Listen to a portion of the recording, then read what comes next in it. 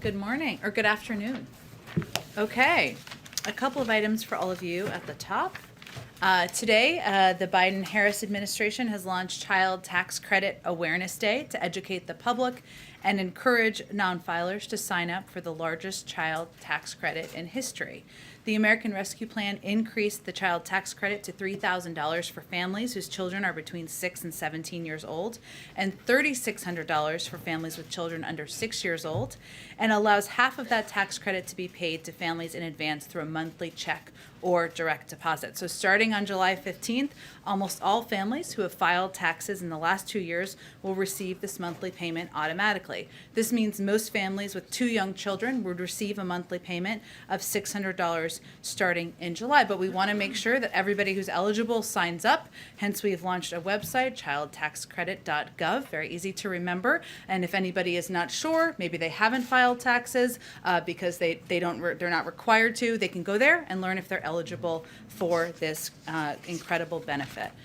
Second, today the United States, in coordination with our allies and partners in Canada, the European Union, and the United Kingdom, has taken a number of actions to impose costs on the Lukashenko regime in Belarus for a variety of egregious acts. Last month, we said we would develop a list of targeted actions against key members of the Lukashenko regime associated with ongoing abuses of human rights and corruption, the falsification of the 2020 election, and the forced diversion of the Ryanair flight. Today, we are following through and holding the regime accountable. So earlier today, the Department of State and the Department of Treasury designated 62 Belarusian individuals and 5 entities in response to continuing repression in Belarus. And importantly, we did this alongside our partners and allies, and with these coordinated actions on both sides of the Atlantic, we are demonstrating our deep and shared concern regarding the Lukashenko regime's activities. Finally, today, the Biden-Harris administration announced the distribution list for the remaining 55 million of the 80 million doses of America's own vaccine supply President Biden has pledged to send out globally and allocate by the end of June in service of ending the pandemic. Already, we have sent millions of doses to the world, including 2.5 million doses that arrived in Taiwan this weekend. And in addition to sharing doses from our vaccine's own vaccine supply, the Biden-Harris administration is committed to working with U.S. manufacturers to produce more vaccine doses to share with the world. And we've purchased, as we announced last week, the week before that, 500 million Pfizer doses to donate to 92 low and middle income countries and members of the African Union. In total, the G7 agreed to provide an additional more than 1 billion doses starting in the summer of 2020. With that, Alex, why don't you kick us off? Right. I have a few. The first is on that vaccine allocation. The president promised to distribute those 80 million by the end of the month, but he's obviously falling short of that goal. So is there any indication that the red tape in this distribution is costing lives at this point? Why is it taking so long?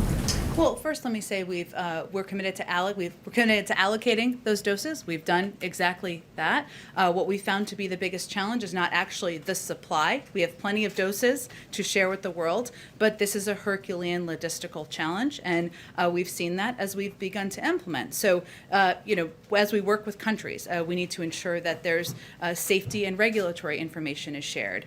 Some supply teams need needles, syringes, and alcohol pads. Transportation teams need to ensure that there are proper temperature storage, prevent breakage, and ensure the vaccine immediately clears customs. So this has not, as you all know, been done before. Sometimes it's even language barriers that occur as we're working to get these doses out to countries. So we have announced today where these doses are going. We will continue to announce as they land on the ground and as they are being shipped, and we're looking forward to doing that as quickly as possible. And on infrastructure, the latest compromise, you said earlier today the president needs to see more details. What details does he need to see? Was he not able to take a look at the package this weekend? And one of the issues you've obviously raised are pay-fors. So gas tax aside, that being a non-starter, what pay-fors would the White House be open to? Specifically, some have raised potentially using leftover CARES funds or funds from the December COVID package. Would those be feasible? And do you want to see the package ultimately fully paid for?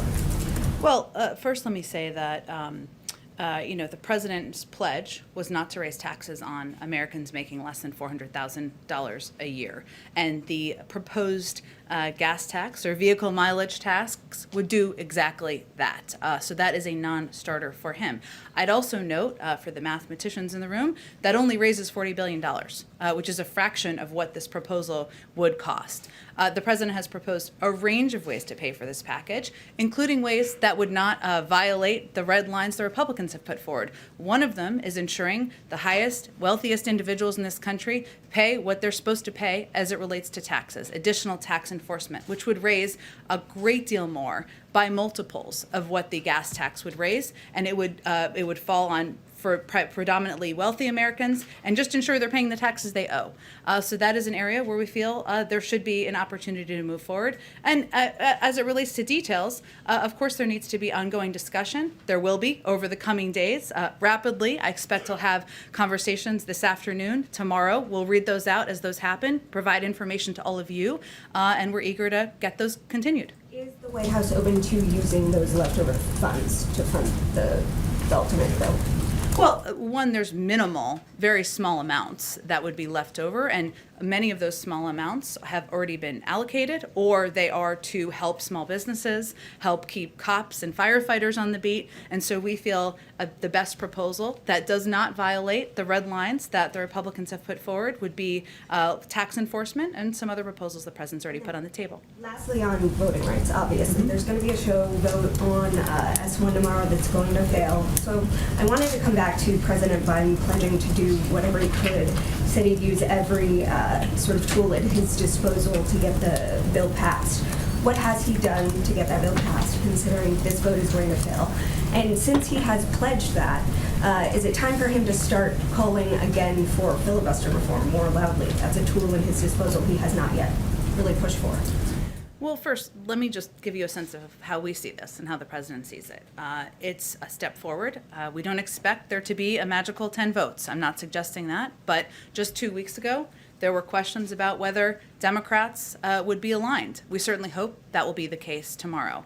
It's important to remember that this has been a 60-year battle to make voting more accessible, more available to Americans across the country. And our effort, the president's effort to continue that fight doesn't stop tomorrow at all. This will be a fight of his presidency. In terms of the steps he's taken, he's had conversations, obviously, with members about supporting this legislation, including Senator Manchin, as you all know, over the last couple of weeks. And he will continue to advocate. He's also asked his vice president, or agreed with his vice president, that she will be in charge of this effort moving forward. It doesn't stop. This is an important piece of it, the federal legislation, more work to be done, but it doesn't stop with that. There's work to do in the states. There's work to do with voting groups. There's work to do to empower and engage legislatures, and that's something that will also be part of her effort. And as it relates to the filibuster, I don't think you have to take it from us. That would be Congress moving forward or making a decision. If the vote is unsuccessful tomorrow, we suspect it will prompt a new conversation about the path forward, and we'll see where that goes. Go ahead. Following up on infrastructure, Senator Portman said over the weekend that he thought that dropping the gas tax and this fee on electric vehicles could be something that they could do so long as the president puts forward ideas that do not include raising any taxes. Is that a potential compromise that seems feasible? Well, again, last I checked, the proposal the president put forward in his initial proposal that has been a part of this discussion to increase investment in tax enforcement, ensure that people who are the wealthiest are paying what they should be paying in taxes, which would raise a significantly larger amount than the gas tax. It does exactly that and should meet his bar. And to Alex's point, do you want this bill to be fully paid for? The president has proposed means of fully paying for this package, including the tax enforcement components. He thinks that's a responsible thing to do, and we'll continue to have discussions with members about how we can find a path forward. You mentioned continuing discussion. Should we expect another in-person meeting perhaps here at the White House this week? I suspect you can expect that, yes. Go ahead. Just going into this week, how does the president view his role in these negotiations? Is he the closer? Is he the facilitator? What's his approach this week to try and get this across the finish line? I feel like there's a baseball analogy here I won't really want to deliver on, so my husband thinks I'm cool, but I can't think of it. Look, I think the president, having served 36 years in the Senate, He's always going to be deeply involved. He's always going to roll up his sleeves and want to know every detail of what's being discussed, every detail of the proposal and package. As I noted in response to Mary's question, I suspect he'll have some members here over the next couple of days to have those discussions in person. So I don't know how I will leave it to all of you to characterize or give a label for that, but he's ready to roll up his sleeves. The door to the Oval Office is always open, and he'll be deeply involved and engaged in these negotiations over the coming days. And some progressives have made the ask that if you're going to move forward with this bipartisan package, moderate senators commit to them to supporting the reconciliation piece of this as well, the second track, if you will. Will the president also seek that commitment from the moderates if they do move forward on a bipartisan piece of legislation? Well, I would say that the president sees this as a process that has multiple paths forward, and the reconciliation process, which is already underway, being led through the budget committees in Congress, is an important component of that. And a number of his priorities and his proposals that he's put forward are not a part of this negotiation or not a part of this discussion that's happening in a bipartisan manner. So he certainly would like to see that move forward, and he will make that case to others as well. And then just one last quick one. Does he support the Manchin language on the voting rights issue? Well, again, I think this is a compromise, and as that happens, as compromises happen, it means there's a lot that you like about it, and it may not be everything you love, but he certainly sees this as a step forward. And as Stacey Abrams said over the weekend, incremental steps forward in making voting rights more accessible, making voting more available is a good thing. And he certainly is appreciative of the efforts by Senator Manchin and others to continue to make progress on voting rights, which he feels is a huge priority. Go ahead. Some quick follow-ups on things that have already been discussed. Sure. First, on infrastructure, the meeting that would be taking place at the White House this week, do we have a day or people who would be attending on that yet? It's an excellent question. We will provide more details to you as soon as we have them, but I suspect it could be more than one engagement. Okay, and then on voting rights, there's been a lot of concerns expressed about whether it's the Manchin proposal, the two bills that have been already floating in Congress, that they actually don't address the key issues that are being faced right now, which is local election officials being removed, being taken, their power being taken away from them. Is the White House going to say anything about what more needs to be done to deal with those specific issues that are happening right now? Yeah, I think that's an important point to raise. Even if the voting rights bill was sailing across the finish line with support of every member of Congress, there would still be more to be done, and that's why the Vice President is going to be leading this effort. You're right that some of that is protections for officials in states. Some of that is, frankly, pushing back on the more than 40 states where there's legislation moving forward that makes it more difficult for people to exercise a fundamental right, which is the right to vote. So, again, this is not the end of our effort. This is in some ways the beginning. And there is going to be more work done by the President, by the Vice President, by the administration to expand access to voting rights. And then one more thing, just on the financial regulation meeting that's happening in the Oval Office today. There were a number of issues that I didn't see on kind of your readout of what was going to be discussed at that meeting. It could be anything from the Federal Reserve signaling interest rate hikes to the role that meme stocks are playing in financial stability. Just anything. I mean, are those issues going to be raised, and what more is going to be just focused on? Well, we'll provide a readout of the meeting when the meeting concludes. I would note that it is a routine meeting, and most presidents meet with their financial regulators. There is, of course, a couple of items on the proactive agenda, and when it's concluded, we'll provide a readout, including the state of the country's financial institutions, work that they're all doing to promote financial stability, implementation updates around climate-related financial risk, agency actions on financial inclusion and access to credit. That's the proactive agenda. As you know, in these meetings, different topics come up, but this is, again, in our view, a standard and routine meeting where they'll discuss, the focus will really be on those topics. Are you expecting any decisions to come out of it? I think it's more of an update than it is a decision. Go ahead. Thanks, Jen. Back on infrastructure, aside from the gas tax, now that the president has had a chance to take a look at the bipartisan plan, what does he think of it? Well, I'd first say that the president is encouraged that Democrats and Republicans are continuing to discuss a path forward on rebuilding our roads, our railways, and our bridges. That's a positive sign. And this offer is nearly double what the Republican offer was just a few weeks ago. That's another positive sign in the right direction.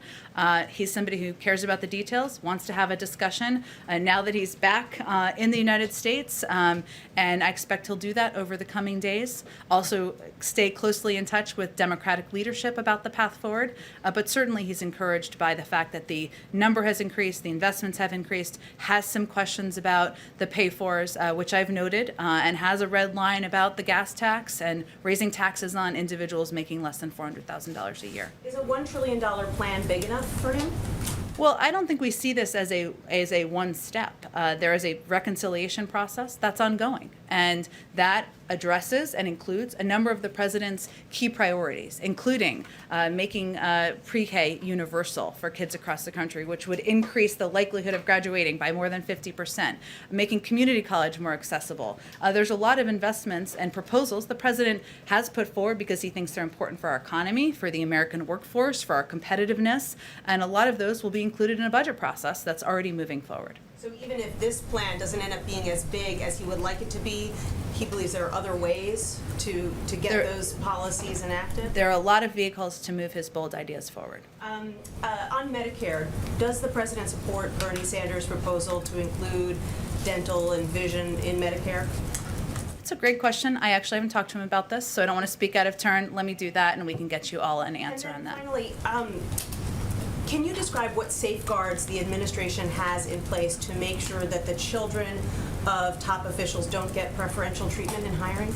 Sure. Well, let me say first that we have the highest ethical standards of any administration in history. A number of ethics officials have conveyed that, and we're proud of that. We have also staffed up at an unprecedented pace, and this is the most diverse administration in American history. So we certainly expect that everyone will abide by those high ethics standards. That applies in how we operate. It also applies in how hiring is done.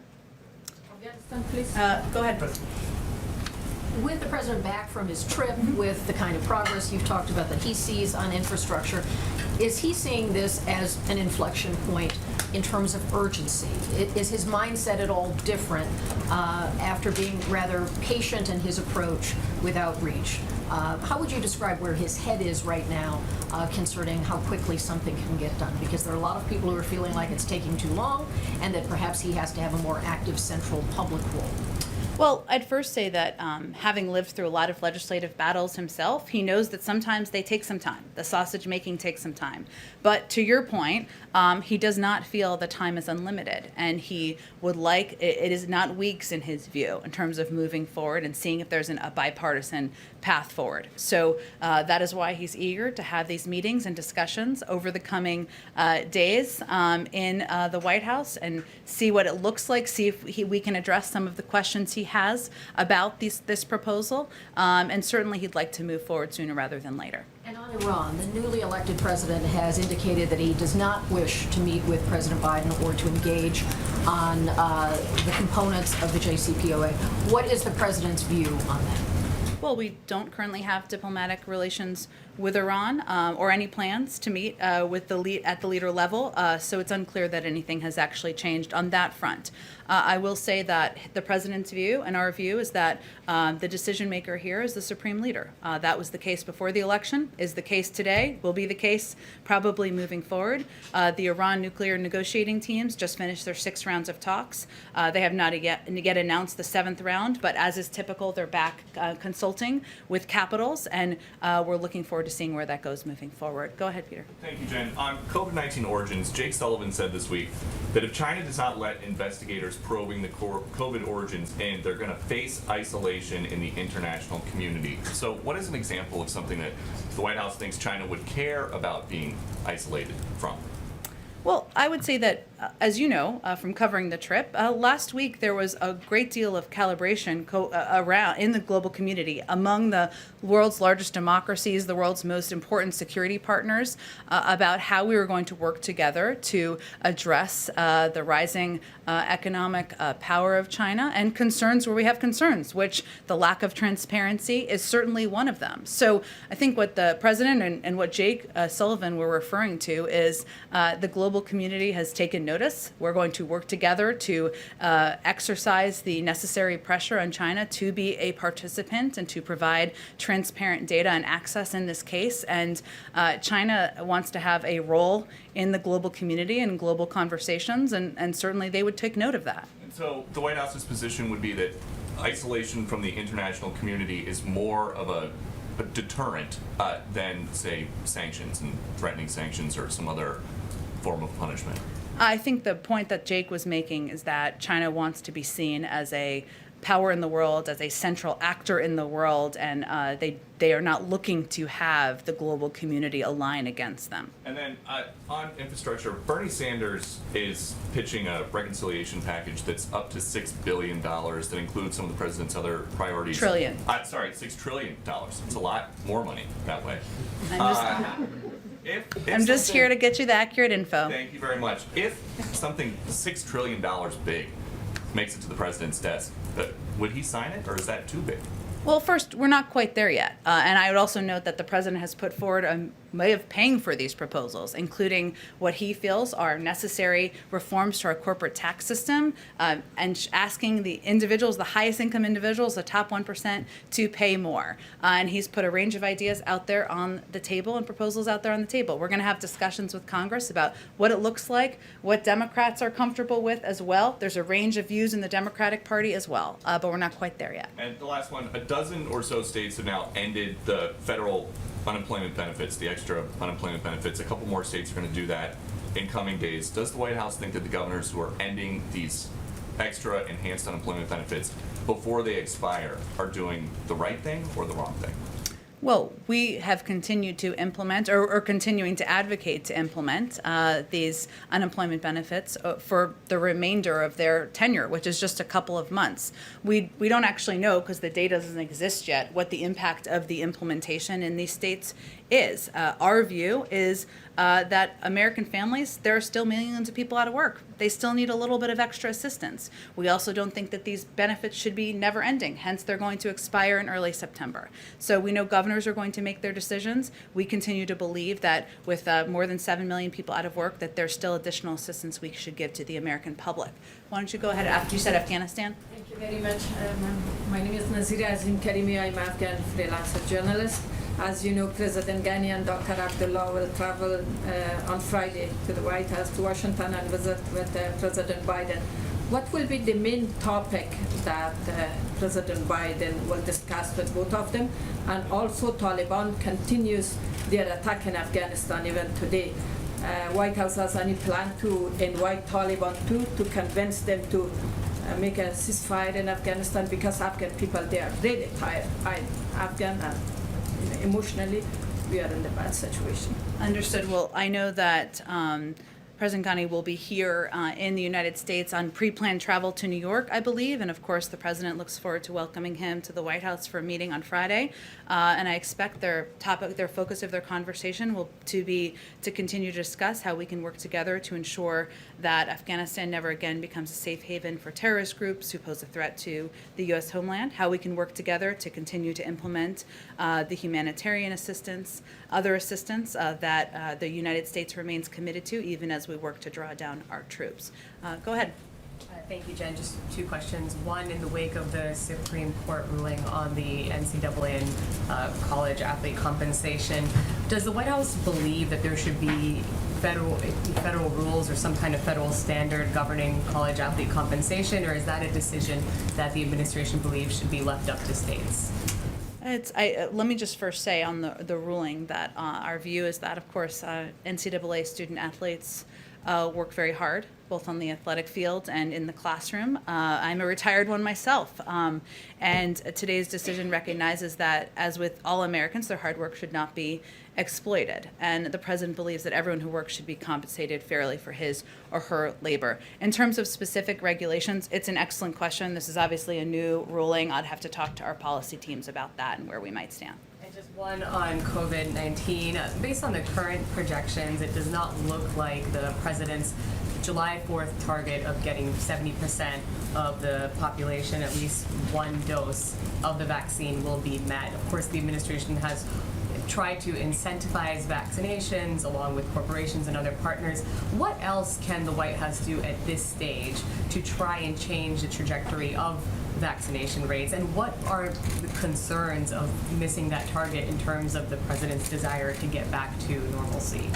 Well, first let me say we've made tremendous progress in our vaccination efforts to date, and the ultimate goal has been to get America back to normal, as you said, and we're looking forward to doing that even here at the White House. As you know, we've invited over 1,000 essential workers and military families to join the president on the South Lawn, and many more with fireworks on the Mall. What we've seen over the course of the past couple months in terms of progress is a massive reduction in the number of COVID cases by about 90%, a 95% reduction in the number of deaths that are down. That's significant progress. We set this bold, ambitious goal because we wanted to continue to make progress, and we're doing exactly that. We've seen 16 states meet it. What we've seen as we've dug into the data is that there is a big gap between individuals 25 and over and 18 to 25. 18 to under 25. That means that's an area we need to continue to work on. Now, regardless, even if we do sail past the 70% goal, we're still going to be vaccinating people on July 5th, on July 7th, on July 10th. That is still going to continue to be part of our objective. But as we dig into the data, we know that what we're seeing is a lower rate among young people. That's concerning, especially with the Delta variant being on the rise as it is, which does not discriminate by age, which still could cause death, serious illness. I expect in the coming days you'll get an update from our COVID team on where we are on the data and the different categories as they dig into it, so I don't want to get ahead of them, but we're going to continue to run through the tape. We're also going to continue to be focused on where we can raise the rates and raise the numbers where we see there's a lower uptick of vaccination.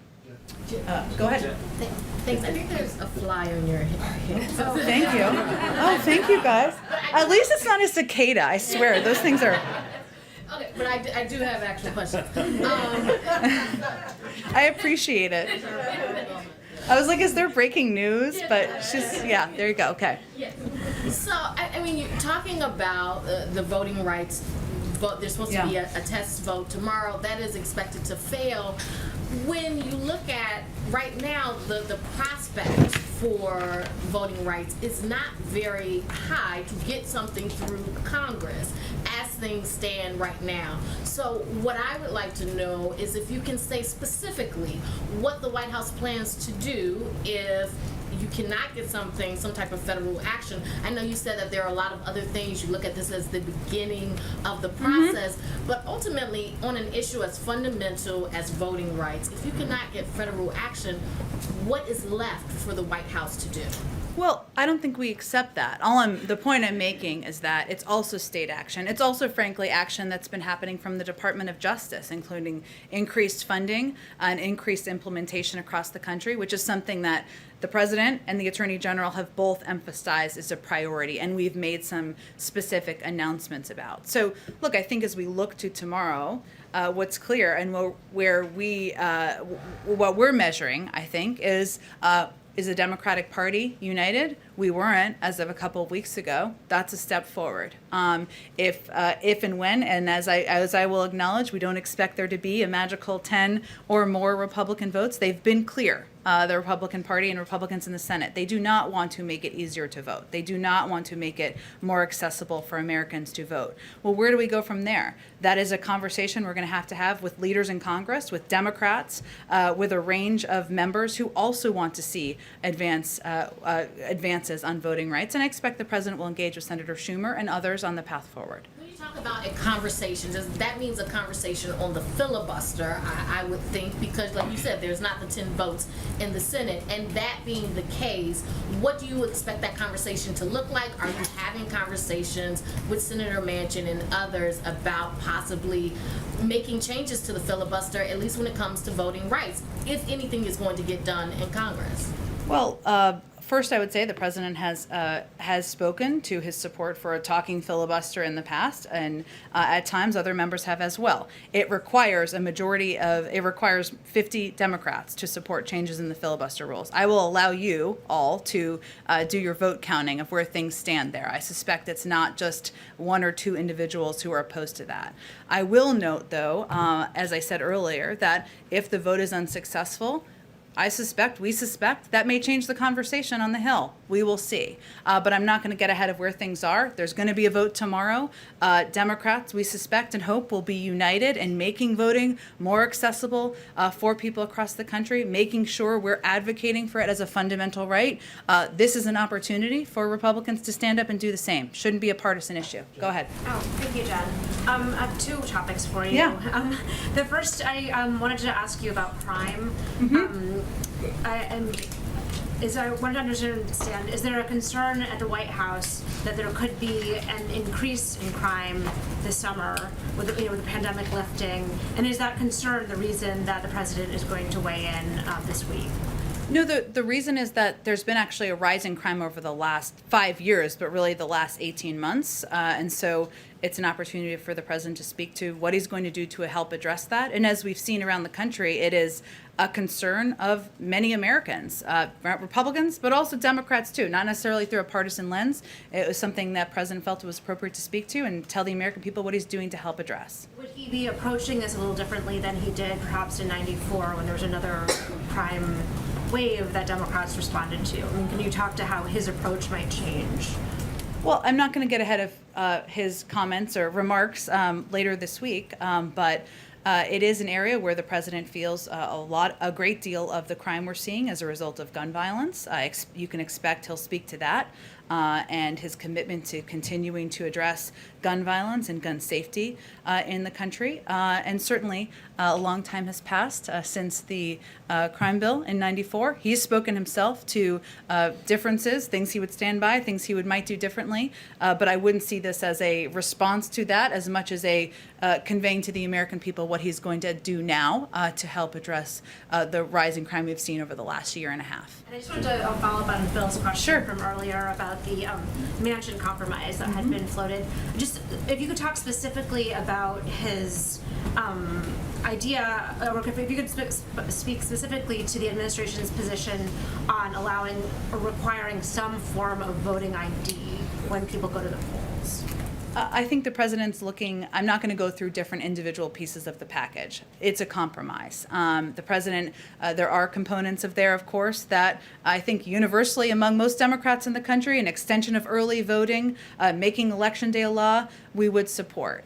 This is a step forward, should be seen as an incremental step forward. We'll see what's the next step in Congress. Jen? Go ahead. Jen, thank you. Quick one on immigration and then another topic. There's been reports, Axios is reporting that the White House is eyeing the end of July for potential timeline to lift Title 42 at the border. CDC is also referring to White House on this.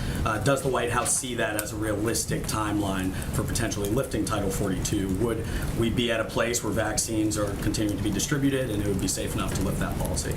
Well, I don't have any new policy to announce when it comes to Title 42. There's been no change. We're not, of course, going to get ahead of the CDC decision, the process involved in that, which you just touched on a lot of those components, but we would let them pursue that process. Would the White House prefer to allow the outcome of that policy be dictated by the current litigation that the ACLU is pursuing, or would the administration unilaterally make a decision on that policy? There's a policy process that's ongoing that's unrelated to the litigation. And then in terms of the president's trip later on this week to North Carolina, the White House, the administration said early on that when it came to vaccine hesitancy, a big part of the strategy was relying on local physicians, local governments as well to kind of take that on. there's the vice president took a trip recently, the first lady's taking a trip, now the president taking a trip. Does this mark kind of a shift in strategy when it comes to combating vaccine hesitancy, and when it comes to that specific demographic you described, younger people? Yeah. What really do you do to convince those people to take vaccines at that point? Well, first I would say no. Where we've invested our funding is in empowering local trusted voices, whether they're doctors or clergy or civic leaders. That continues to be the case. At the same time, of course, the president and the vice president of the United States should be out there advocating for the impact, the efficacy of the vaccine, and the impact. And as a part of our month of action here, our month-long campaign, it's absolutely appropriate for them to do that, in our view. As it relates to young people, I think we'll use some of the same tactics we've deployed with a range of communities, right? Which is trusted voices, which is ensuring, if a college roommate or a former college classmate got the vaccine and now can go out and feel safe going out to restaurants and concerts, that's pretty effective. Maybe even more so than the President of the United States appearing in their local newspaper. That will continue to be an area we invest. We've also continued to make it as accessible as humanly possible. That's something we can do from the federal government. We've seen that as a barrier in the past. We've made progress. We've seen that as a barrier. We'll continue to do that as it relates to young people. We're also incentivizing. Yeah. Sorry about that. Oh, it's okay. Two questions. So, okay, two questions. The first on governors and governors' races. Across the country, you have a number of governors and candidates for governor who are becoming more and more explicitly anti-government in their rhetoric and rejecting the legitimacy of either the president or the federal government in general in areas that are undoubtedly the federal government's province, such as a Texas gubernatorial candidate saying he would close the borders. You have a guy in Idaho running for governor who has actually taken up arms against federal agents. Is the administration concerned that actual violent extremists and people espousing secessionist rhetoric are finding a home in Republican primaries and could actually be elected to office? And then I have a second question. Well, I'm not going to label people domestic violent extremists officially from here. I think we have certainly seen problematic rhetoric, followers of QAnon and conspiracy theories who don't just run but are elected to office. So there's already a record of that. We'll continue to speak out against that, but we will. Our strategy at this point is continue to advocate for how government can work for the American people, remind people across the country that this president is going to govern for all Americans, not just one from one wing of a party or the other, and that hopefully the effectiveness of that is something that can help us play a constructive role. And then a related follow-up. President Biden's predecessor is going to return to his campaign-style rallies in Ohio this coming weekend. Has anyone from the administration reached out to Governor DeWine or anyone in Ohio's government about the possibility of violence resulting from his return to the trail? And is there any concern that him going back out there and continuing to insist that the election is fraudulent and that he actually won could result in people being hurt or killed? Obviously, we take the rhetoric of the former guy, as we like to say, quite seriously, as everyone should. But I don't have any readouts or calls with Governor DeWine. I will see if there's anything from our Homeland Security team to read out. Go ahead. Thank you. You mentioned that supply, going back to the vaccine announcement, was was not the constraint, it was Correct. logistics. Yeah. On June 4th, Gail Smith said that they expected the balance of the 80 million, this 55 million, to come from the AstraZeneca shots. Those are obviously still under review. Should we infer from your comment that you now expect the 55 million to be from Pfizer, Moderna, or Johnson & Johnson? We've always had a range of options, as we are contingency planners here, and we have plenty of supply to deliver on the 80 million doses. As you noted, or as you alluded to my answer previously, our biggest challenge is logistics, is the fact that there's not a playbook for this, and there are challenges as it relates to getting these doses out to every country. Certainly, obviously, once if the FDA approves us sending these AstraZeneca doses overseas, that would be a part of it, but until then, it wouldn't be, of course. Do you have an estimate then on how many doses will be sent this month? Of course, President Biden's pledge initially was that 80 million would be sent this month, and now they'll be allocated instead of sent. I don't have an update on that. It's a great question. I know the COVID team is doing a briefing tomorrow, but I will see if there's more we can get back to you on today. I know you will be. One more A for- loyal attendee. And going for the meeting this afternoon, one subject I wonder if it'll come up is cryptocurrency. Is that something the president is seeking the advice of The agenda is exactly what I outlined earlier, and we will provide a readout once the meeting concludes about the topics discussed. Meeting with Jay Powell, does he have confidence in the job Jay Powell is doing? Does he have any particular message for Powell in particular? The president's view is this is a routine meeting with financial regulators to get an update on management of the economy and making credit accessible to people across the country. Go ahead. Just want to drill down, Jen, on the White House position on a vehicle mileage tax for electric vehicles. Can you explain the White House's position and why you'd be opposed to? Essentially, wouldn't it level set because people who fill up their cars with gasoline pay into the Highway Trust Fund with the 18.3 cent per gallon excise tax? People who drive electric vehicles drive on the same roads. They don't pay that tax. Why not? Well, first I would say the president wants to grow the electric vehicle industry, wants more people to buy electric vehicles, wants to make them accessible to people across the country. That will help our climate, help create jobs in that industry as well. And his view is that there are plenty of ways to pay for these proposals, plenty of ways that will not leave the burden on any individuals across the country making less than $400,000 a year. That's the choice, and he feels we should have the burden on the wealthiest Americans as opposed to any other Americans. What's the long-term structural impact then on the Highway Trust Fund if, as you hope, more Americans drive electric vehicles, fewer people fill up their cars with gasoline? How do you sustain that if fewer people are paying that excise tax over time? I suspect Secretary Pete has thought about this. I'm happy to talk to him about it over the long term. But again, the purpose of this proposal is to move to electric vehicles as an industry where people are driving electric vehicles, making our climate healthier, but also creating jobs in this industry that he feels is an industry of the future. Go ahead. Thank you. The president has been criticized for giving Putin a list of 16 critical infrastructure targets that's considered off limits to cyber attacks. How did that idea come about? And why not tell Putin that everything inside of the United States is off limits? Well, first, I don't think it required the president providing a list for President Putin or Russia to determine what is critical infrastructure in the United States. I know that has been part of the conspiracy response to his proposal. The president was being clear. These are areas where we will be watching and we will reserve the option of consequences. That was the message he was sending during that meeting, and it's why he put forward those specific examples. Why didn't he give Putin a list of targets inside of Russia that the United States would target if another cyber attack does take place in the United States? Because we don't preview our punches. Go ahead. One last question. Go ahead. One last question. Oh, go. One last question. Sure. Does the president believe that a 15-week-old unborn baby is a human being? Are you asking me if the president supports a woman's right to choose? He does. Go ahead. Another question actually on the summit last week with Putin. A State Department official after the summit said that the Havana syndrome, these anomalous health incidents among U.S. personnel, had come up. It was referenced. Who referenced it to who? I don't have any more specifics from that meeting to read out for you.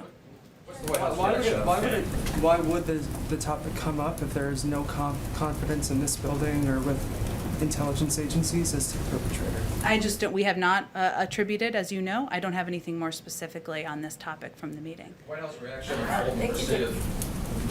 reaction on the Supreme Court decision to Fulton versus City of Philadelphia. Does the White House have a reaction on that case? I think we have issued a reaction to it. I don't have anything more to it. Go ahead. I think we got to move on. Go ahead go ahead right there.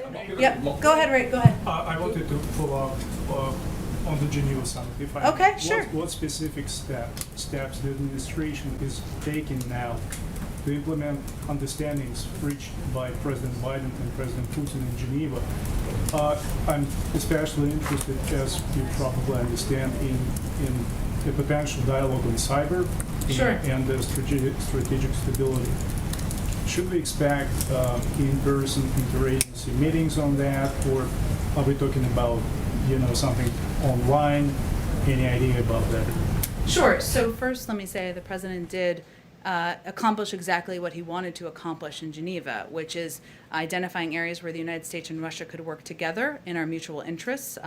We launched these strategic stability talks. Part of their discussion was the fact that there will need to be a lot of follow-up on a level that is below the two leaders, so that some of that could be at the Secretary of State, some of that will be underneath that, and those discussions will be happening or beginning in the weeks ahead. But that was the agreement between them, that there would be follow-up from their teams. I don't have any more specific update. I expect you would get those updates from the State Department and others. Go ahead.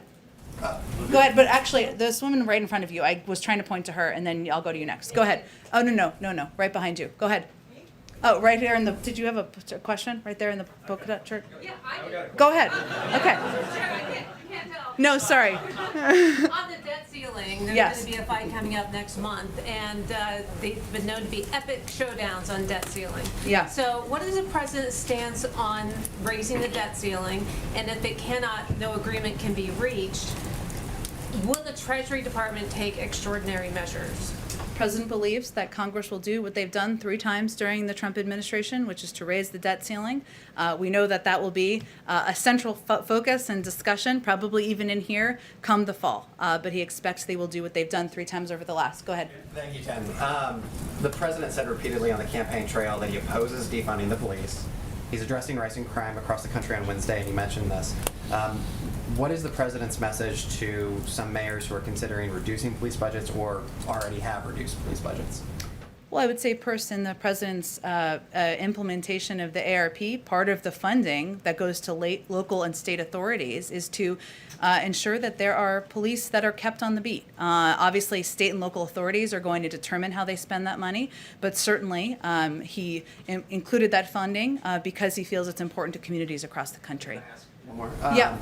So I was wondering if you could tell us about the president's reaction. Some Senate Republicans are delaying confirmation of his OPM nominee over fears that if confirmed, she would incorporate what they see as detrimental critical race theory into federal directives. What is the White House's response to that delay?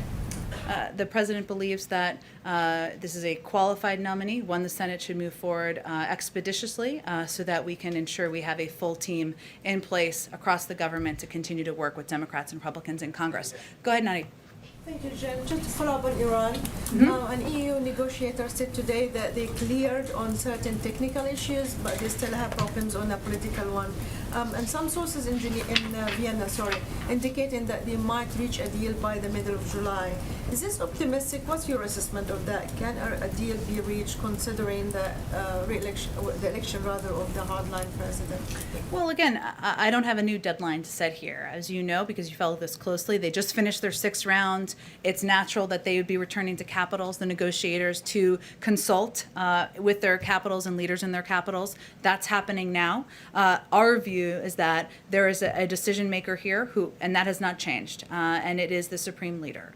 So we are going to continue to work to move these diplomatic negotiations forward because it's in the interest of the United States and the interest of our national security. But I don't have a new timeline to set for you. But that he's been the decision maker before the election, after the election, and even after an inauguration. Go ahead. Thank you. You announced sanctions against Belarus today, which include visa restrictions, property assets designation, but previous reports suggested there would be economical targets, that the sanctions would be tougher. Why have you refrained from putting economic sanctions on Belarus, which would be more significant? Well, we just announced a huge number of sanctions in coordination with our European partners to send a clear message that the behavior is unacceptable. Not just the diversion of the Ryanair flight, but oppression of democracy within the country. And that's something, again, we did in coordination with our partners because we felt these would be the most effective means of sending that clear message. Go ahead. Why hasn't the president nominated anyone to lead the FDA at this point? I know this is a popular and understandable question. Certainly, he's eager to have somebody who's qualified and prepared to take on the role, and he's not going to expedite it until he's ready to make a decision and make an announcement. Go ahead. Thank you, Jen. Yeah. The U.S. Conference of Catholic Bishops is writing a document to clarify who should receive communion. And this is targeted at politicians, people who have a high public profile. What's the president's reaction to this? Well, Joe Biden is a strong man of faith, and as he noted just a couple of days ago, it's personal. He goes to church, as you know, nearly every weekend. He even went when we were on our overseas trip. But it's personal to him. He doesn't see it through a political prism, and we're not going to comment otherwise on the inner workings of the Catholic Church. Statements by the bishops make the president reconsider his public support for policies that increase access to abortion or allow access to abortion in the United States. Again, the president's faith is personal. It's something that has helped guide him through some challenging moments in his life, and that's how many Americans see their faith as well, not through a political prism. So I would suspect he will continue to attend church as he has for many, many years. Go ahead, Jonathan. Contradictory to USC. Go ahead. I think we're going to move on to the next question because I've just answered that, and it's personal. Go ahead. Thank you. There's a gubernatorial election in New Jersey. Governor Murphy's running for re-election. He endorsed the president last time, raised money for him. Is the president going to help Governor Murphy win re-election this fall? Well, certainly he'd be eager to see him win re-election, of course, and continue to be an important partner in the state of New Jersey as we work to continue to address the pandemic, get people back to work. In terms of what his specific political plans are, I don't have anything to preview for you at this point in time. Go ahead. Jen, one more question about Iran. On Ibrahim Raisi, the new president-elect, he has said that he's accusing the U.S. of breaking promises, saying, quote, based on the nuclear deal, you were obligated to lift the sanctions and you did not fulfill your commitment. What does the president have to say about that? And then secondly, he's under U.S. sanctions for the 1988 political prisoner executions. So how do you deal with him? Well, first let me say that the new president will, of course, be held accountable for violations of human rights on his watch going forward. We strongly urge the Iranian government, regardless of who is in power, to release political prisoners, improve respect for human rights and fundamental freedoms for all Iranians. Again, I would note, and let me just say on the sanctions piece, that as we're in these discussions, in the middle of these discussions after the sixth round, the precise nature and sequence of the sanctions-related steps the United States would need to take to achieve a mutual return to compliance with the JCPOA is a subject of the talks and of the discussions. And we certainly understand, as we've seen in past rounds of these negotiations, that there will be a range of rhetoric to address political needs at home. We understand that. But our focus remains on these negotiations that we look forward to continuing to participate in. Go ahead. Thanks so much. So even if you manage to reach a nuclear deal or deal with the Iranians on nuclear deal re-entry, Republicans in Congress could force a vote to block sanctions relief. 4 Senate Democrats who are still in office, including Majority Leader Schumer, voted against the original deal when it was negotiated. So are you confident you have the votes in Congress to relieve sanctions and re-enter the nuclear deal? Well, there isn't even a deal yet, right? So I understand why you're asking that question, but it's a little bit ahead of where we are. May we have a deal where we can have that discussion? The important case that we are going to continue to make is that Iran is not a good actor in the world on a range of issues, whether it's human rights or their engagement in the region. That continues to be the case and would be even if we get to the point where we have a deal. But what is in the interest of the United States? What's in interest of the United States is having that return to visibility, that return to an understanding of what their capabilities are, how close they are to acquiring a nuclear weapon. We're not quite there yet. When we get to a point, if we get to the point when there's a deal, we're happy to have the discussion about the legislative vote count. Go ahead. Thank you, Jane. I thought you didn't take my question. No, go ahead. Thank you so much. President Biden recently announced that the U.S. will provide corona vaccine to North Korea. Do you know how many doses and what kind of vaccine are we going to provide to North Korea? Well, we announced that we would be providing about 1 billion doses to the global community and the 92 countries working through COVAX for 75% of it, who are the lowest and middle income countries in the world. That's what we've announced, but I don't have any more details than that. Go ahead in the back. Oh. Okay, we'll go to this last one since I just called on him, and then we'll wrap it up. Go ahead. Representing an audience that is quite different from this gentleman's, I'd like to repeat his question. The U.S. Supreme Court decision in the city of Philadelphia v. Fulton, you said that the White House issued a reaction to that. I don't believe that is the case. Was the president briefed on that decision? I thought we had. If not, I will get that to you and to this gentleman over here. Thanks, everyone, so much. We'll do this again tomorrow.